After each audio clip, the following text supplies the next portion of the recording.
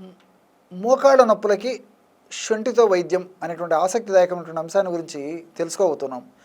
ఔషధాన్ని ఎలా తయారు చేసుకోవాలంటే, శొంఠి కొమ్ములు మనకు దొరికినట్లయితే శొంఠి కొమ్ములు తెచ్చుకొని దంచేసేసి చూర్ణంలాగా తయారు చేసుకొని ఒక 50 గ్రాముల శొంఠి చూర్ణం తీసుకోండి. అలా కాకుండా మనకు శొంఠి పొడి కూడా, అంటే శొంఠి చూర్ణం కూడా మనకు మార్కెట్లో దొరుకుతుంది కాబట్టి శొంఠి చూర్ణమైనా వాడుకోవచ్చు. శొంఠి చూర్ణాన్ని ఒక 50 గ్రాములు తీసుకోవాలి. వామును వేయించి చేసినటువంటి చూర్ణము ఒక 50 గ్రాములు తీసుకోవాలి. బెల్లం బెల్లం పొడి కూడా మనకు మార్కెట్లో దొరుకుతుంది కాబట్టి బెల్లం పొడి ఒక 100 గ్రాములు తీసుకోవాలి. లేకపోతే బెల్లం ముద్ద రూపంలో దొరికినటువంటిది ఒకవేళ మనం వాడుకున్నట్లయితే ఆ యొక్క ముద్దను కూడా ఒక 100 గ్రాములు తీసుకోవచ్చు.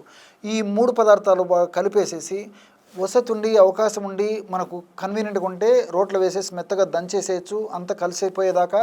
లేనటువంటి పక్షంలో ఈ 3 పదార్థాలను బాగా మిక్సీలో వేసేసి బాగా కలిగి తిప్పేసేసి ఒక గాజు సీసాలో నిల్వ ఉంచుకొని రోజు ఉదయం ఆహారానికి ఒక అరగంట ముందు, రాత్రిపూట ఆహారానికి ఒక అరగంట ముందు 100 మిల్లీలీటర్ల గోరువెచ్చని నీళ్ళల్లో మనం తయారు చేసి పెట్టుకున్నటువంటి ఔషధాన్ని ఒక అర టీ స్పూన్ ప్రమాణం వరకు, అంటే ఇంచుమించు 2.5 గ్రాము యొక్క ఔషధాన్ని నీళ్ళలో కలిపేసి సేవిస్తుండాలి. ఈ విధంగా క్రమం తప్పకుండా రోజు 2 సార్లు ఈ యొక్క ఔషధాన్ని వాడుకోవడం వల్ల మోకాళ్ళ భాగంలో కలిగేటువంటి నొప్పి, పోటు, సలుపు, బాధ, అసౌకర్యము ఇలాంటివన్నీ కూడా తొలగిపోతాయి.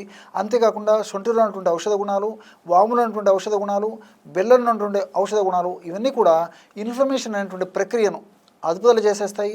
మోకాళ్ళ భాగంలో ఎప్పుడైతే ఇన్ఫ్లమేషన్ అనేటువంటి ప్రక్రియ జరుగుతున్నప్పుడే ఆ ఇన్ఫ్లమేషన్ ప్రక్రియలో భాగంగా అక్కడ హానికారకమైన పదార్థాలు, అంటే TNF ఆల్ఫా, అదేవిధంగా సైటోకైనిన్స్, ప్రోస్టాగ్లాండిన్స్ ఇలాంటి హానికారకమైన రసాయన పదార్థాల ఉత్పత్తి జరుగుతుంటుంది. కాబట్టి ఆ పదార్థాల ఉత్పత్తిని తగ్గించడమే కాకుండా ఆ యొక్క పదార్థాల యొక్క శక్తిని కూడా నిర్వీర్యం చేసి మోకాళ్ళను ఆరోగ్యవంతంగా ఉంచేందుకు ఈ ఔషధం చాలా చక్కగా ఉపయోగపడుతుంది.